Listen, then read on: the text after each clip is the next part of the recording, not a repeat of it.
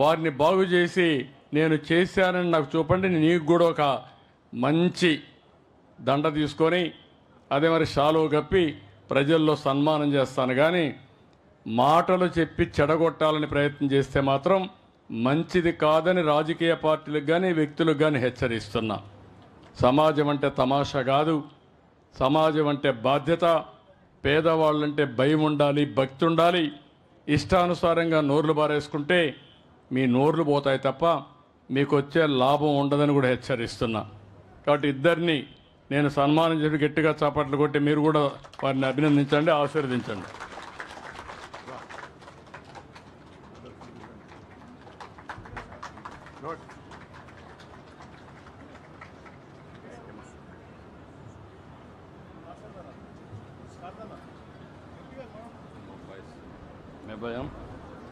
రమా ఇద్దరండి combined joint responsibility ఇద్దరు కూడా వేస్తున్నారు.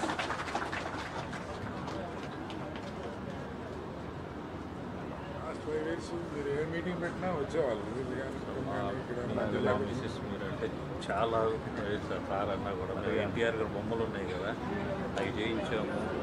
కారు బొమ్మ దేవుడు అంటే ప్రతి ఒక్క కారులో దేవుడు బొమ్మలు ఎన్టీఆర్ గారు పెద్ద బొమ్మలు చేయించేసి దగ్గర 1,00,000 బొమ్మలు ఇచ్చాం. ప్రతి కారులో ఒక బొమ్మ ఉండాలి దేవుడు అంటే ఎన్టీఆర్ గారు. Very happy, proud of you. కలుస్తా ఉంటాను. రా ప్రసాద్ మాట్లాడు. సభకు నమస్కారం అండి. సార్ నేను చాలా విషయాలు చెప్దామని రెడీ వచ్చాను సార్, కానీ అన్ని విషయాలు మీరు చెప్పి క్లియర్గా అందరికీ అర్థమయ్యేటట్టు P4 కాన్సెప్ట్ అంటే ఏంటి అని చాలా చక్కగా మన ప్రియతమ ముఖ్యమంత్రి వారు శ్రీ నారా చంద్రబాబు నాయుడు గారు చాలా చక్కగా చెప్పారు. నా జీవితంలో రెండే 2 అంశాలు మీకు చెప్తాను. చేయూత అంటే నా జీవితంలో అలా జరిగిందనేది. నా తల్లిదండ్రులు నేను ఒక పేద దళిత కుటుంబంలో పుట్టాను. నా తల్లిదండ్రులు కేవలం స్కూల్ టీచర్లే, బడి బంధులు. వాళ్ళు కష్టపడి సాయంకాలం స్కూల్ అయిన తర్వాత ట్యూషన్ చెప్పి పైసా కూడగట్టి నన్ను చదివించి ఒక IPS అధికారిని చేశారు. రిటైర్ అయిన తర్వాత మన ముఖ్యమంత్రి గారు నన్ను పిలిచి బాపట్లలో సీట్ ఇచ్చి ఎంపీగా గెలిపించే కాదు, అంటే చేయూత ఏంటి, ఎలాగా ఒక వ్యక్తిని పైకి పుష్ చేయొచ్చు, పైకి తీసుకెళ్ళచ్చు అనేది చేయూత ఎలాగా ఇస్తే, ఎలాగైతే ఒక తాత నడవాలని అనుకుంటాడు కానీ మనం ఒక కర్ర ఇయ్యంగానే చేయూత ఎలాగ వస్తుంది. ఒక చిన్న పసిపాప అప్పుడప్పుడే అడుగులు వేస్తున్న పాపకి తండ్రి వేలియంగానే ఆ చేయబట్టుకుని ఆ పాప చిన్న అడుగులు ఎలాగ వేస్తుందో అదే చేయూత. అంటే చేయూతకి ఒక మార్గదర్శి, ఒక చేయి పట్టుకునే వాళ్ళు, ఒక బంగారు కుటుంబం ఏంటి అనేది ఇప్పుడు చూసాం మనం. అలాగే నన్ను ఒక ఎంపీగా చేయడమే కాకుండా చేయూత అంటే ఇప్పుడు ఇంకొక చేయూత అంటే ఉదాహరణ చెప్తాను.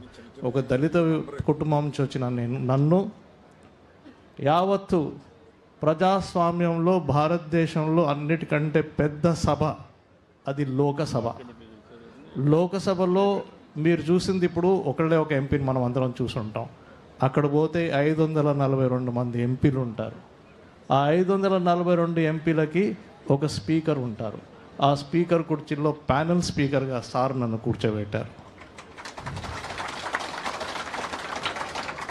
ఇటువంటి ఆలోచన, మానవతా దృక్పథంతో ఒక ఆలోచన చేసి మన గ్రామంలో మన తెలుగు బిడ్డని ఒక దళిత జాతికి చెందిన ఒక తెలుగు బిడ్డని తీసుకెళ్ళి అంత పెద్ద కుర్చీలో కూర్చోబెట్టారు అంటే ఆ ఆలోచన చేయూత ఆలోచన. అది కూడా మన జీవితంలో ఎవరినైతే మన తరగతిలో ఎవరెవరికి చిన్న చేయూత ఇవ్వగలుగుతామో అది ప్రతి ఒక్కళ్ళు మనం చేయొచ్చు. కేవలం మార్గదర్శులే చేయాలని లేదు, ప్రతి ఒక్కళ్ళు మనం చిన్న చేయూతలు ఇచ్చి మన పక్కింటి వాళ్ళని అందరినీ చేయొచ్చు అని సార్ యొక్క మానవతా దృక్పథం ఇస్తున్న మనందరికీ ఈ మెసేజ్ తప్పకుండా మీరందరూ దీంట్లో పాల్గొని దీన్ని జయప్రదం చేస్తారని మీ అందరిని కోరుకుంటూ సెలవు తీసుకుంటున్నాను. నమస్కారం. ఇప్పుడే కృష్ణప్రసాద్ గారు నేను సీఎంగా ఉన్నప్పుడు నాకు బాగా పరిచయం. ఒక ఎస్సీ కమ్యూనిటీ నుంచి వచ్చి ఉన్నతమైన విలువల కోసం పనిచేసిన వ్యక్తి. నేను సీఎంగా ఉన్నప్పుడు ఆయన ఇన్ఫ్రాస్ట్రక్చర్ డెవలప్మెంట్ కార్పొరేషన్ MDగా పెడితే హైదరాబాద్ చూశాడు. ఏ విధంగా నేను ఒక ఆలోచన ఇస్తే ఆ ఆలోచనని ఎట్లా ముందుకు తీసుకుపోవాలో తీసుకెళ్లారు. చాలా అరుదుగా దొరుకుతారు మంచి వ్యక్తులుగా ఉండి చెప్పిన పని కరెక్ట్గా చేయడం, స్ఫూర్తిదాయకంగా చేయడం, ప్రజల్లో మంచి పేరు ఉండడం, ఇవి చాలా తక్కువ మందికి ఉంటాయి. అతి తక్కువ మందిలో ఒక పెద్ద మనిషిగా అందరికీ మంచివాడుగా బ్రహ్మాండంగా పనిచేసిన వ్యక్తి కృష్ణప్రసాద్ గారు. ఆఫీసర్గా నేను ఆదరించాను 9 సంవత్సరాలు. తర్వాత నాకు 2019లో 24లో ఎంపీగా బాపట్లగా ఎవరిలో పెట్టాలి అని ఆలోచించినప్పుడు దానికి కూడా ఒక కారణం ఉంది. నేను రిజర్వేషన్లు మాదిగా మాలా అందరికీ ఏబిసిడి కేటగరైజేషన్ చేశాను. అది ఎప్పుడు చేశానంటే 96లో చేశాను, 97, 98లో చేశాను. దాన్ని అమలు చేసిన తర్వాత నా తర్వాత అది కోర్టుకు పోయి సరిగా దాన్ని ఫైట్ చేయలేకపోతే మనం ఆ రిజర్వేషన్లు పోయినాయి.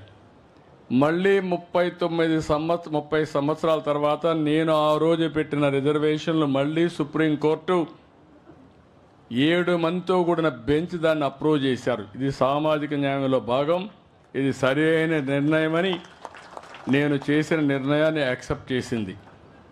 మళ్ళీ నేను ముఖ్యమంత్రిగా ఆ నిర్ణయాన్ని అమలు చేస్తున్నాను. ఇది దేశానికే ఆదర్శమైంది. అలాంటప్పుడు నేను ఆలోచించింది, సామాజిక న్యాయంలో భాగంగా ఎవరిని పెడితే బాగుంటుందని ఇక్కడ ఆలోచించి కృష్ణప్రసాద్ గారిని ఎంపీగా ఎంపిక చేస్తే, ఎందుకంటే ఆయన మంచితనం నేను ఆ రోజు చూశాను. ఎవరు మీకు బాగా ఉపయోగపడతారనుకున్నప్పుడు ఆయన ఎంపిక చేశాను. ఆయన ఇక్కడ ఎంపీ అయ్యాడు, తర్వాత ప్యానెల్ చైర్మన్ అయ్యాడు.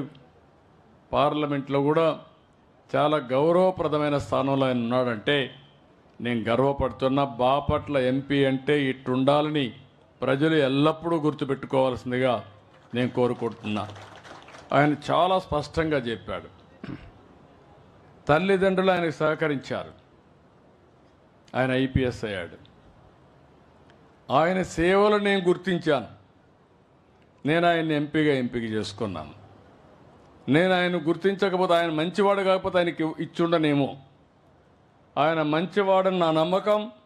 అందుకే ఆయనకి చేయూతనిచ్చా. రిటైర్మెంట్ తర్వాత ఏ కొద్ది మందికో ఈ అవకాశం వస్తుంది. అలాంటి అరుదైన అవకాశాన్ని అందిపుచ్చుకున్న కృష్ణప్రసాద్ గారిని అభినందిస్తున్నా, కంగ్రాచులేషన్ తెలియజేస్తున్నా. ఇది ఏ విధంగా ఒక్కరికొకరు మీరు కూడా ప్రజాహితం కోసం మానవత్వంతో పనిచేసి మీకు తగిన సహాయం చేయండి. సమాజంలో మీరు చేయకపోయినా పర్వాలేదు, చెడు చేయొద్దండి. చాలామంది మనం నిద్ర లేసే చూస్తూ ఉంటాం, విషం కక్కుతూ ఉంటారు. ఎందుకు గక్కుతారో మనకే అర్థం కాదు. అది మంచి జీవితం కాదు. విషం గక్కేవాళ్ళు, చెడు ఆలోచించేవాళ్ళు ఎవ్వరు ఏం చేయక్కర్లేదు. ఆ చెడే వాళ్ళని నాశనం చేసే పరిస్థితికి వస్తుంది. కాబట్టి వారిని చూసినప్పుడు నాకు చెప్పాలనిపించింది కాబట్టి మీకు చెప్పాను. ఇక్కడ సాంస